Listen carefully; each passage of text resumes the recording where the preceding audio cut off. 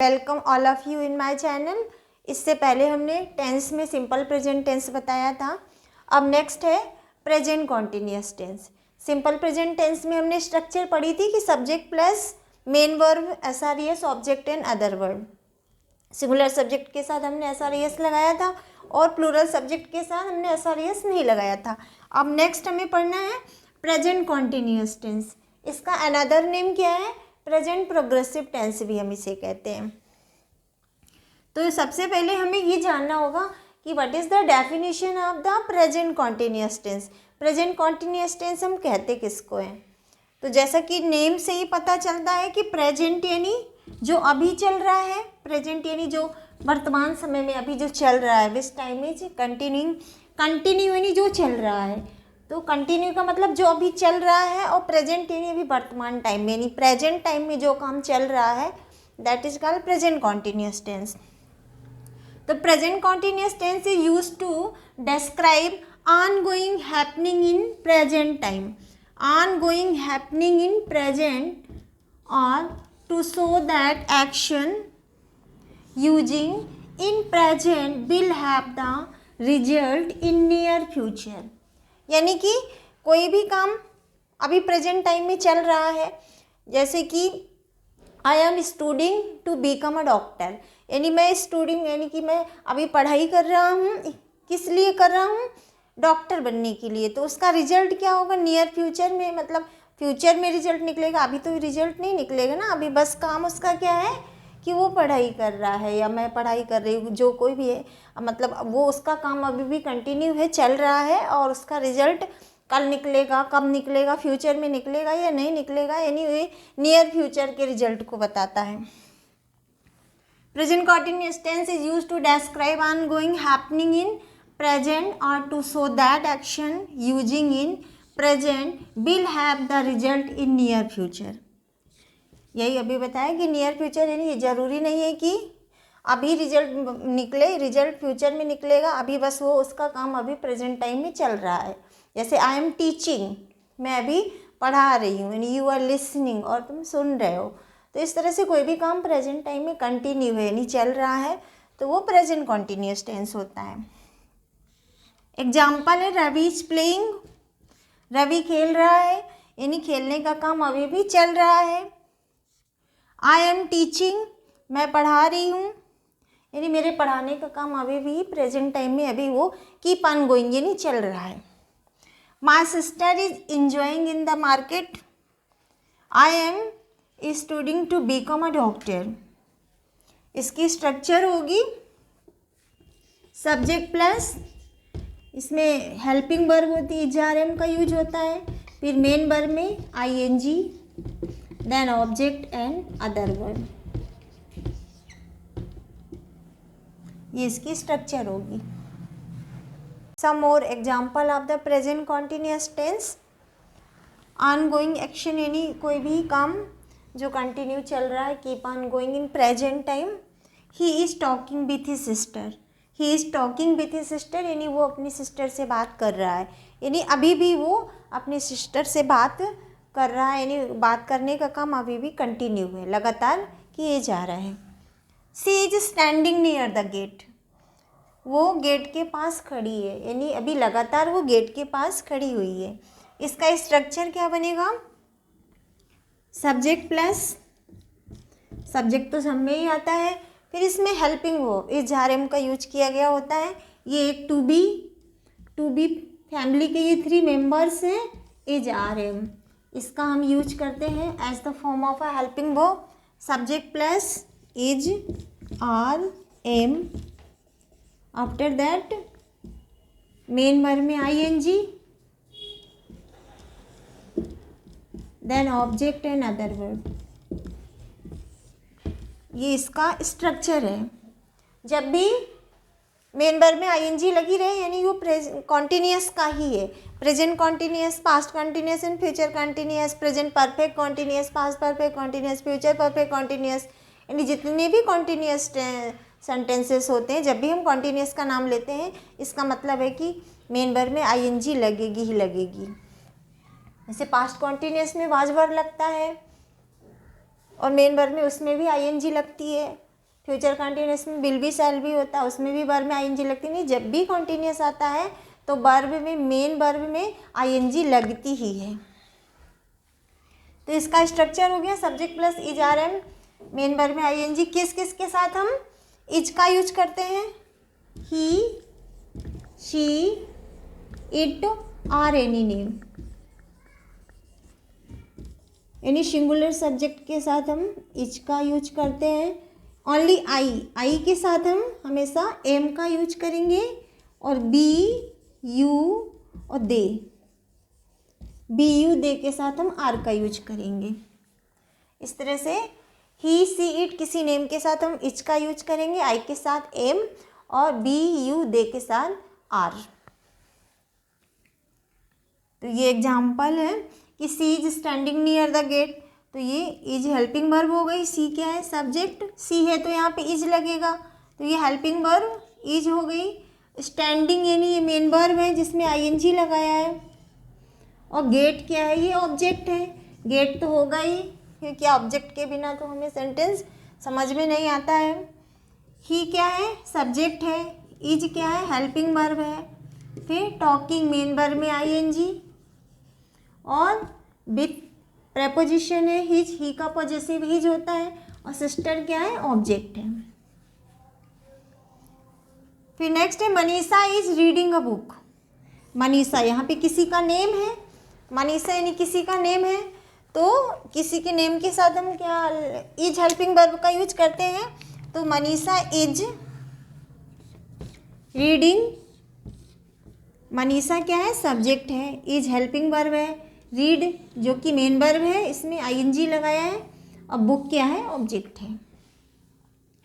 फिर आई सब्जेक्ट है, एम क्या है? हेल्पिंग वर्ब है। ये जो स्ट्रक्चर लिखी है पूरी तरह स्ट्रक्चर को फॉलो कर रहा है।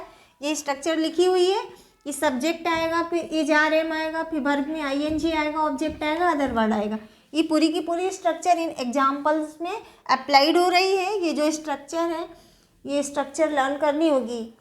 Only one time you have to keep in your mind this particular structure, क्योंकि सब्जेक्ट तो सभी स्ट्रक्चर में लिखा गया होता है, और सब में वर्ब भी आता है, ऑब्जेक्ट भी आता है, अदर वर्ड यानी rest part of the sentence. बस चेंजेस क्या होते हैं? हेल्पिंग वर्ब में चेंजेस होते हैं। अभी सिंपल प्रेजेंट टेंस में हमने बताया था कि जो अफर्मेटिव यानी जो पॉजिटिव स्टेटमेंट होता है उसमें there is not any kind of helping verb, किसी तरह की कोई हेल्पिंग वर्ब का यूज़ नहीं होता। उसमें सब्जेक्ट के बाद सीधे हम मेन वर्ब में एसआरईएस लगाते थे, बस उसके नेगेटिव सेंटेंस में डज नॉट, डू नॉट लगाते थे। तो नेगेटिव में हेल्पिंग वर्ब का यूज होता था, लेकिन अफर्मेटिव में किसी तरह की कोई हेल्पिंग वर्ब का यूज़ नहीं होता था। लेकिन कॉन्टिन्यूस टेंसेस में हम अफर्मेटिव, नेगेटिव और इंटरोगेटिव सब में हम हेल्पिंग वर्ब का यूज करते हैं। तो आई सब्जेक्ट है, एम क्या? हेल्पिंग वर्ब है। इसमें studying to become a lawyer, तो ये स्टडी में आईएनजी लगा हुआ है, तो studying to become a lawyer, तो उसकी स्टडी करने का मतलब आई एम स्टडिंग यानी मेरे स्टडी करने का जो पर्पज क्या है कि टू बीकम अ लॉयर, कि मैं ताकि लॉयर बन सकूँ, डॉक्टर बन सकूँ, इंजीनियर बन सकूँ, यानी कुछ भी नियर फ्यूचर टाइम में कुछ भी बन सके या नहीं बन सके, मतलब उसका जो पर्पस तो यही है, उसका जो इंटेंशन है स्टडी करने का यही है कि वो आगे नियर फ्यूचर में कुछ कर पाए। Gold rates are dropping constantly, gold यहाँ पे सब्जेक्ट है, ये पूरा गोल्ड रेट्स, ये आर हेल्पिंग वर्ब है। प्लूरल सब्जेक्ट के साथ हम हमेशा प्लूरल हेल्पिंग मतलब आर का यूज करते हैं। सिंगुलर सब्जेक्ट के साथ इच का करते हैं, इसी किसी नेम के साथ। फिर ड्रॉपिंग, ड्रॉप क्या है? मेन वर्ब है जिसमें आईएनजी लगा हुआ है, ड्रॉपिंग कॉन्स्टेंटली। तो ये इस तरह से ये सारे एग्जाम्पल से ये समझ में आता है कि ये स्ट्रक्चर पूरी फॉलो हो रही है, और कॉन्टिन्यूस टेंस का स्ट्रक्चर तो बहुत ईजी है।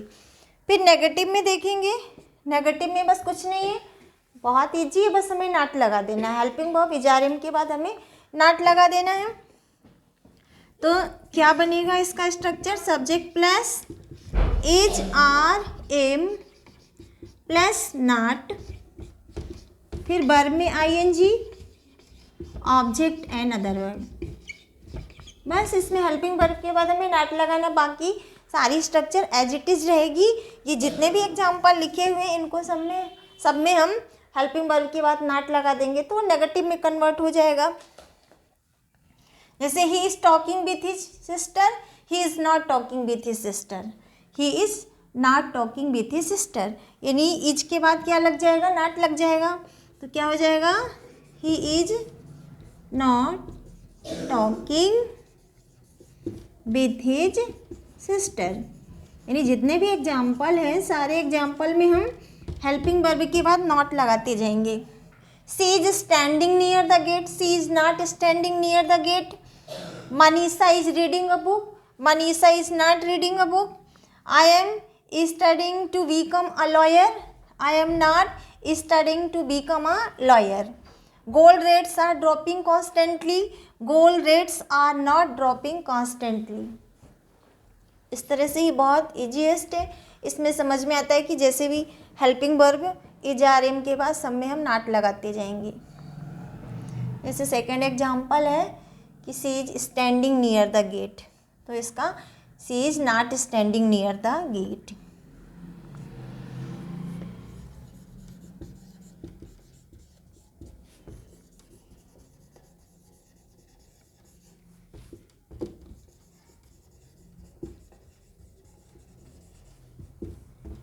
नेक्स्ट है प्रेजेंट कॉन्टिन्यूस टेंस का जो इंटरोगेटिव स्ट्रक्चर है वो हम कैसे इंटरोगेटिव सेंटेंस में कन्वर्ट करते हैं।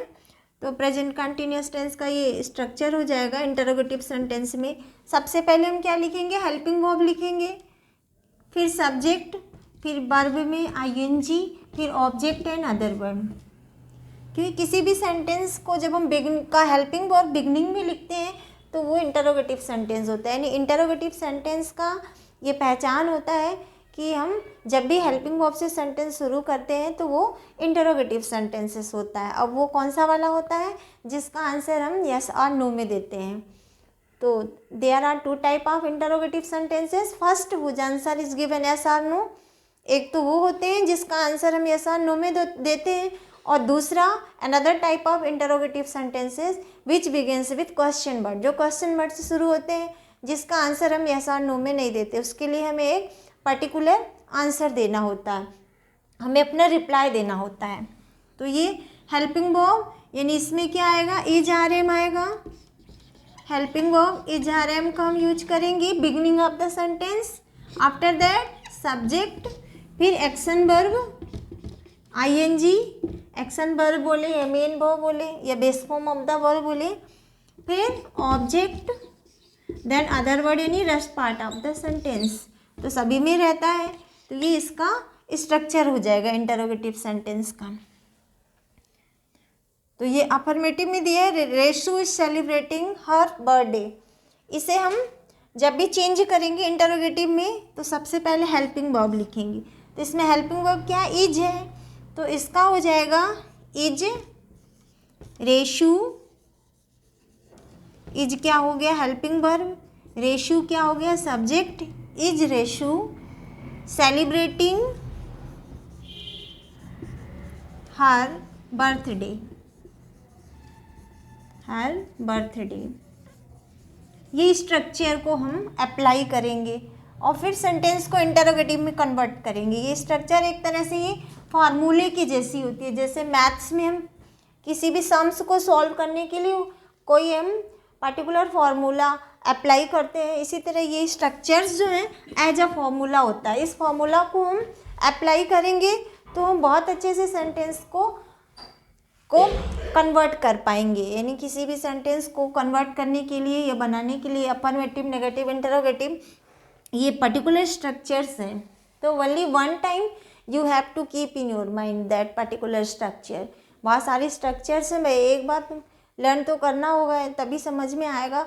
यदि स्ट्रक्चर सभी अलग अलग टेंसेस की अलग अलग स्ट्रक्चर्स हैं तो it depend on your practice. फिर है दे आर प्लेइंग चेस, वो चेस खेल रहे हैं। तो ये तो अफर्मेटिव का स्टेटमेंट हो गया यानी पॉजिटिव स्टेटमेंट। इसे हम नेगेटिव में चेंज करते तो क्या होता, they are not playing chess, यानी नेगेटिव मतलब नॉट लगा देते आर के बाद, हेल्पिंग वर्ब के बाद। अब इसे हमें इंटरोगेटिव में चेंज करना है तो आर दे प्लेइंग चेस, यानी हेल्पिंग वर्ब जो सबसे पहले आ जाएगी, यानी सब्जेक्ट से पहले आ जाएगी आर दे, फिर मेन वर्ब में आईएनजी, और चेस क्या है, ऑब्जेक्ट है। Are they playing chess. और इंटरोगेटिव नेगेटिव यदि बनाना है तो are they not playing chess, is Resu not celebrating her birthday, यानी हेल्पिंग वर्ब जो है ये इज आर एम और फिर सब्जेक्ट है, फिर इसके बाद नॉट लग जाएगा। यदि इंटरोगेटिव नेगेटिव हमें पढ़ना है तो ये हेल्पिंग वर्ब, फिर सब्जेक्ट, फिर नॉट, फिर मेन वर्ब में I N G, object and other word. तो ये इस तरह से ये इंटरोगेटिव नेगेटिव हो जाएगा।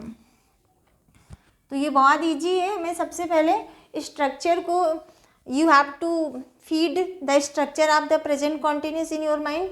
Is are am present continuous में लगता है, वाज वर्ब पास्ट कॉन्टिन्यूस में लगता है, मेन वर्ब में आईएनजी, सब में लगती है जितने भी कॉन्टिन्यूस टेंसेस होते हैं। तो फिर नेक्स्ट एग्जांपल है we are doing our homework. तो ये बी क्या है, सब्जेक्ट है, आर हेल्पिंग वर्ब है क्योंकि बी के साथ हम आर का यूज करते हैं। डूइंग, डू मेन वर्ब में आईएनजी, होमवर्क क्या है, ऑब्जेक्ट है। तो इसे हम नेगेटिव में चेंज करना है तो we are not doing our homework. Interrogative में चेंज करना है तो ये आर पहले आ जाएगा, यानी सब्जेक्ट से पहले आ जाएगा, सेंटेंस की शुरुआत में आ जाएगा, यानी सेंटेंस की शुरुआत ही हम हेल्पिंग वर्ब से करते हैं। तो क्या हो जाएगा, are we doing our homework, क्या हम अपना होमवर्क कर रहे हैं। तो आंसर मिलेगा यस और नो। तो yes I am doing my homework या yes we are doing our homework. Resu is celebrating her birthday, तो इसका इंटरोगेटिव हो गया is Resu celebrating her birthday, क्या रेसू अपना बर्थडे सेलिब्रेट कर रही है। तो इसका आंसर यस और नो में ही मिलेगा, yes Resu is celebrating her birthday, या नो में no Resu is not celebrating her birthday. तो इस तरह से इसका आंसर यस और नो में मिलेगा। जैसे है कि my mother is cooking food, ये पॉजिटिव स्टेटमेंट है। इसे माय मदर क्या है, सब्जेक्ट है, इज हेल्पिंग वर्ब है, कुक मेन वर्ब है, आईएनजी लगा, फूड क्या है, ऑब्जेक्ट है। इसे नेगेटिव में चेंज करेंगे, my mother is not cooking food. Interrogative में चेंज करेंगे तो इज पहले आ जाएगा, इज फिर माय मदर, बस कुछ नहीं, बाकी वैसे ही आ जाएगा, is my mother cooking food. Question mark जरूर लगेगा, क्वेश्चन मार्क जरूर लगेगा क्योंकि इंटरोगेटिव सेंटेंस का एग्जाम्पल है।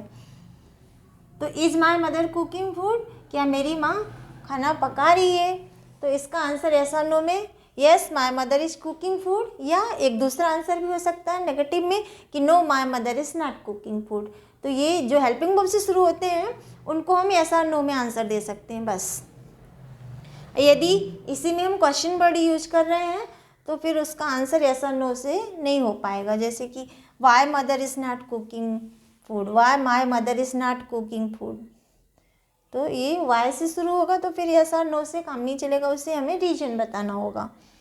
तो ये याद रखना है कि जब भी सेंटेंस हेल्पिंग वर्ब से शुरू होता है तो वो इंटरोगेटिव सेंटेंस होता है और उसका आंसर हम यस और नो में देते हैं। और एक दूसरी स्ट्रक्चर भी बन सकती है कि helping verb plus subject plus not, फिर मेन वर्ब में I N G, object and other word. ये क्या हो जाएगा, इंटरोगेटिव नेगेटिव का स्ट्रक्चर हो जाएगा। तो I hope you are able to understand. Okay, thanks for watching my video.